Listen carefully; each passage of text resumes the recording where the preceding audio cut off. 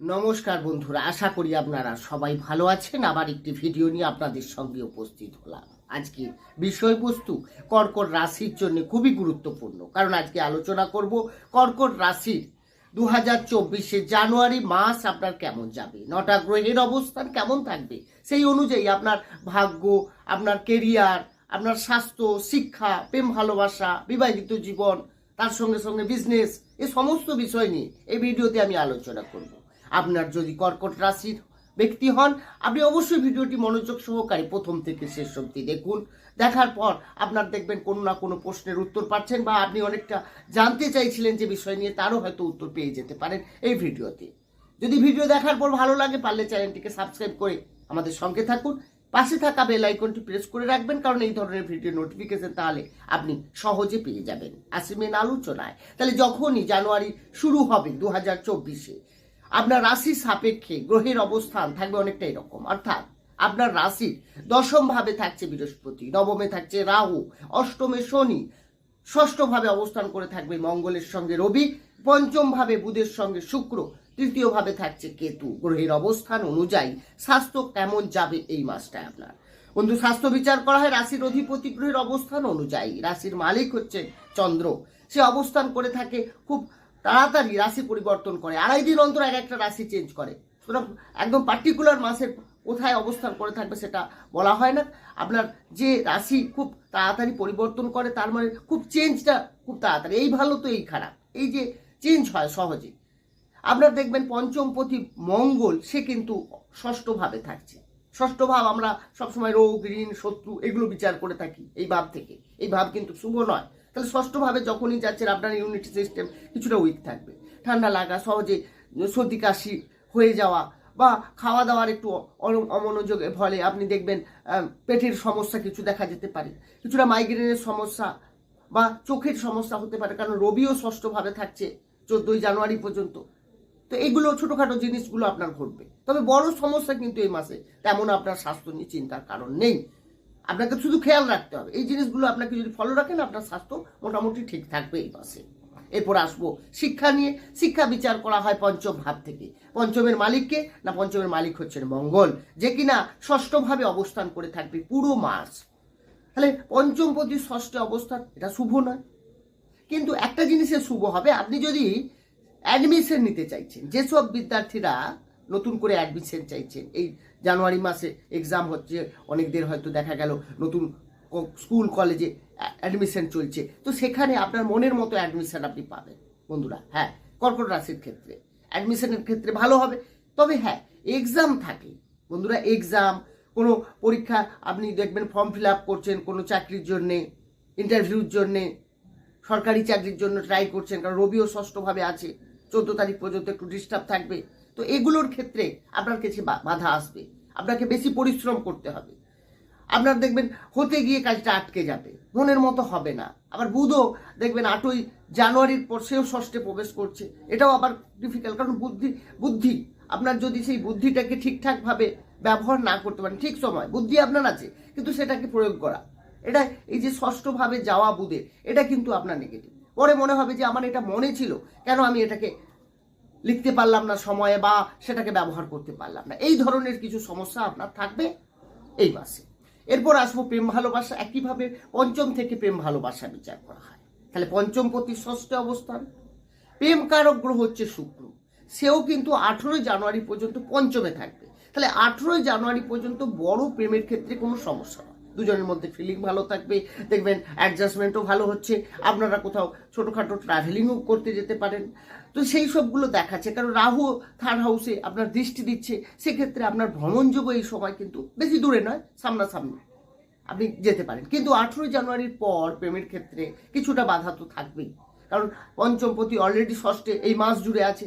তার মানে আপনার যে সামনের ব্যক্তি রয়েছেন, যার সঙ্গে আপনার প্রেম রয়েছে, তার সে মেল ফিমেল যেই হোক না কেন, তার মধ্যে কিছু অ্যাটিটিউড দেখা যাবে যেটা আপনার পছন্দ হবে না, কিছু মিসবিহেভিয়ার আপনার প্রতি করবে, বা আপনার তার কথাবার্তার মধ্যে একটা সন্দেহ, ছোটোখাটো বিষয় নিয়ে, ছোটোখাটো যেগুলো আগে ইগনোর করা যেত, এখন কিন্তু সেটাকে ইস্যু বানিয়ে ফেলছে। এই জায়গাটাকে আপনাকে এই গ্রহ এই কথাই বলছে। দেখুন, গ্রহের অবস্থান এই যে গোচরে চেঞ্জ হচ্ছে, তাতে কি হবে, আপনার এই রাশি এই ফল গ্রহ দিতে চাইছে একদম। যদি একদম জন্মকালীন ঠিকঠাক পজিশন করে না থাকে, এই ফল আপনি পাবেনই পাবেন। এরপরে আসবো বিবাহিত জীবনের ক্ষেত্রে। বন্ধুরা, বিবাহিত জীবন বিচার করা হয় সপ্তম ভাব থেকে। সপ্তমের মালিক হচ্ছেন কে? শনি। শনি অষ্টমে আছে, স্বক্ষেত্রে আছে, নিজের ঘরে আছে। হ্যাঁ, জানতে চাইবেন কি? জানতে চাইবেন আপনার লাইফ পার্টনারে কোনো একটা বিষয় দিয়ে আপনি কি ডিপতে গিয়ে জানার একটা আগ্রহ আপনার এই সময় যেন বাড়বে। স্বাস্থ্য নিয়ে আপনার লাইফ পার্টনারে একটু চিন্তায় থাকবেন। ছোটোখাটো বিষয় নিয়ে একটু স্বাস্থ্যহানির সম্ভাবনা রয়েছে, কারণ অষ্টম কিন্তু আমরা শুভ ভাব মানি না। যদিও স্বক্ষেত্রে আছে, অতটা খারাপ না হলেও কিছুটা তো খারাপ ফল আপনি পাবেন। দুজনের মধ্যে মিসআন্ডারস্ট্যান্ডিং, আর্গুমেন্ট হবে। এবং এমনকি যে দেখবেন আপনি যে বিষয়গুলোকে অ্যাভয়েড করতেন, হ্যাঁ, আপনার ফ্যামিলি লাইফে যে বিষয়গুলোকে আপনি অ্যাভয়েড করতেন, সেই বিষয়গুলোই আবার আপনার কাছে এখন ইস্যু বেনে যাবে। হ্যাঁ বন্ধুরা, এমন সময় এমন গ্রহভাবে গোচর করবে যাতে আপনার সেইগুলোই কিন্তু সমস্যা তৈরি করে দিতে পারে। ম্যারেজ লাইফ কিন্তু মোটামুটি শুভ বলা চলে, কিন্তু বেশি ভালো এটা বলা চলে না এই মাসে। এবার আসবো, তবে হ্যাঁ, যারা বিয়ে করতে যাচ্ছেন, বিয়ের ফাইনাল হচ্ছে, এই মাস কিন্তু একটু চেপে যান, একটু সাবধান, কারণ এই মাস কিন্তু গ্রহগতভাবে ঠিক নেই। বিয়ের যোগের ক্ষেত্রে নতুন করে এই মাস শুভ নয়। এরপরে যে বিষয়ে আসবো সেটা হচ্ছে আপনার ভাগ্য। সব থেকে গুরুত্বপূর্ণ, এই মাসে ভাগ্য আপনার কতটা সাপোর্ট দেবে, কি পেতে চলেছেন বন্ধুরা। হ্যাঁ, ভাগ্য বিচার করা হয় নবম ভাব থেকে। নবমে তো রাহু রয়েছে এই মাস জুড়ে, কিন্তু নবমপতি সে কিন্তু আপনার দশমে আছে। হ্যাঁ, এটা কিন্তু খুব পজিটিভ। মানে যেখান থেকে ভাগ্য বিচার করা হয় তার অধিপতি গ্রহ বৃহস্পতি, সে দশমে থাকা, মিত্রকে রাখায় আপনার কিন্তু ভাগ্য বেশ ডেভেলপ দেখাচ্ছে এই মাসে আপনি অনেক কিছু সাকসেস হতে পারে। আপনি অনেকদিন ধরে প্ল্যানিং করছেন কিছু কাজ, সেগুলো সাকসেস হতে পারে। বাড়িতে কোনো শুভ কাজ আপনি করতে পারেন, বা কোনো বড় ধরনের সিদ্ধান্ত নিতে পারেন। মঙ্গল ষষ্ঠে অবস্থান আছে, কোনো ফ্ল্যাট বা বাড়ি নির্মাণের ক্ষেত্রে কিছুটা বাধা থাকবে। যদি কোনো গাড়ি বা যানবাহন কেনার ক্ষেত্রে আমি বলবো 18 জানুয়ারি পর্যন্ত আপনারা কিনতে পারেন। এই সময় পর্যন্ত কিন্তু আপনার জন্য পজিটিভ। যারা সন্তান ধারণ করতে চাইছেন বা সন্তান নিতে চাইছেন, ফ্যামিলি প্ল্যানিং করতে চাইছেন, তাদের ক্ষেত্রে এই মাস কিন্তু তেমন ভালো নয়, কারণ পঞ্চমপতির ষষ্ঠে অবস্থান আপনার ক্ষেত্রে শুভ ফল দেবে না। বৃহস্পতি ষষ্ঠ ভাবের উপরে নবম দৃষ্টি দিচ্ছে, তার মানে এখানে কিন্তু আপনার দেখবেন লাইফে পলিটিক হওয়ার সম্ভাবনা। রবি ষষ্ঠে আছে, যারা রাজনীতির ক্ষেত্রে রয়েছেন তাদের আমি বলবো এই মাসে 14 তারিখ পর্যন্ত একটু সাবধানে হাঁটুন, কারণ আপনার ছোটোখাটো বিষয় নিয়ে দুর্নাম হওয়া বা আপনার সমর্থনে মানুষ বিপক্ষে যাওয়া, এই ধরনের কিন্তু ইঙ্গিত দেখাচ্ছে এই মাসে। বৃহস্পতির পজিশন ভালো, আপনি ইনভেস্ট করতে পারেন এই মাসে গোল্ডে, বা আপনি কোনো শেয়ার মার্কেট, স্টক মার্কেটে, আপনার ক্ষেত্রে পজিটিভ ফল দেবে। রাহু নবমে থাকছে, তার কারণে ভাগ্য কিছুটা বিড়ম্বনা হতে পারে। তবে আপনার ভাগ্যপতি যখন বেটার পজিশনে আছে, সেরকম বড় ধরনের সমস্যা হবে না, কিছুটা বাধা আসতে পারে, এটুকুই। এরপরে আসবো আপনার কেরিয়ার নিয়ে। বন্ধুরা, একইভাবে দশম থেকে কর্ম বিচার করা হয়। দশমপতি যখনই ষষ্ঠে যাচ্ছে, তার মানে আপনি কর্মক্ষেত্রে কিছু না কিছু পলিটিক আপনার ক্ষেত্রে হতে পারে।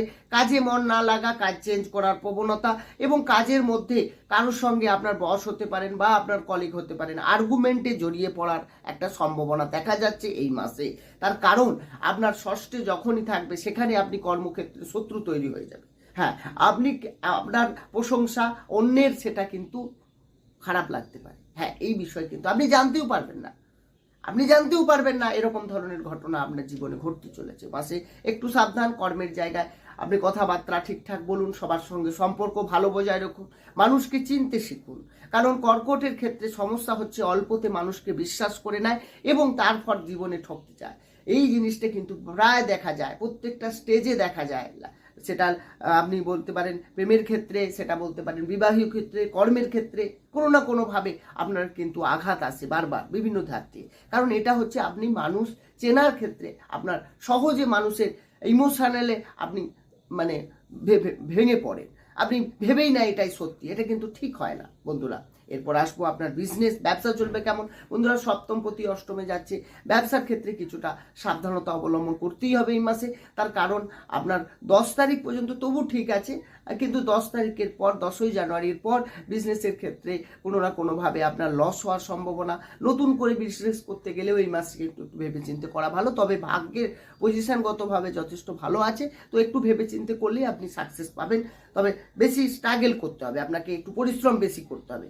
বন্ধুরা এবার আসবো প্রতিকারে। তো প্রতিকারে আসার আগে একটি কথা বলে নেব, আপনারা যারা কুণ্ডলী বিচার করতে চাইছেন, কোনো বিষয় নিয়ে জানতে চাইছেন বা কোনো আলোচনা, আমার এই আপনার প্রশ্ন এই ভিডিওতে হয়তো আমি আলোচনা করতে পারলাম না, সেটাও আপনি প্রশ্নে আপনি করতে পারেন। আমরা ডেসক্রিপশনের নম্বর হচ্ছে, সেখানে গিয়ে আপনি যোগাযোগ করতে পারেন। আর এই আলোচনা রাশিভিত্তিক আলোচনা, জন্মকালীন যদি গ্রহের অবস্থান ভালো থাকে, গ্রহগতভাবে এই পজিশন আপনার এই মাসে দিচ্ছে। বন্ধুরা আপনার রাশির অধিপতি গ্রহ হচ্ছে চন্দ্র। বন্ধুরা যাদের চন্দ্র অশুভ অবস্থায় আছে, তো তাদের ক্ষেত্রে আমি বলবো আপনারা চন্দ্রের বীজ মন্ত্র সন্ধ্যের সময় জপ করুন। ওম শ্রাম শ্রীম সোম সা চন্দ্রায় নম 108 বার করে। বন্ধুরা এটা আপনি করতে পারেন, এটা আপনার দেখবেন অনেক মন মানসিকতা বা আপনার পজিটিভনেস মাইন্ডের মধ্যে অনেকটা এসে যাবে। বন্ধুরা ভালো থাকুন, দেখা হবে অন্য একটি ভিডিও নিয়ে। নমস্কার।